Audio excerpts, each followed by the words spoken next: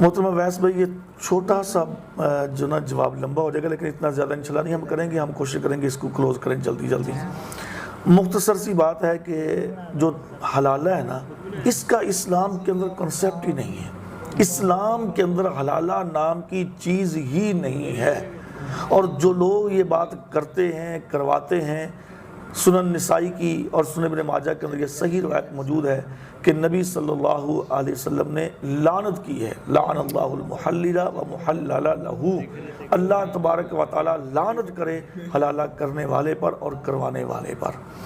तो इस्लाम के अंदर इसका कोई कंसेप्ट नहीं है हलाला का। मैं सिर्फ चंद एक बातें आपके सामने रखता हूँ, बाकी समझदार लोग माशाल्लाह खुद इस बात को समझ जाते हैं। इस्लामी जो निकाह होता है, जो शरई निकाह होता है, शरई निकाह की जो शराइत हैं इसके अंदर एक भी नहीं पाई जाती, तो फिर ये निकाह कैसे